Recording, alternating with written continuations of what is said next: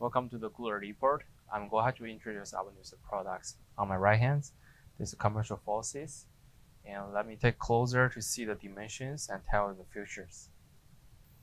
Let me give you the dimension for the details. Right here you can see they having the two knobs on the units.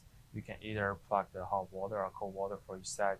There's no requires on it. And between the diameters is about like a 6 inches.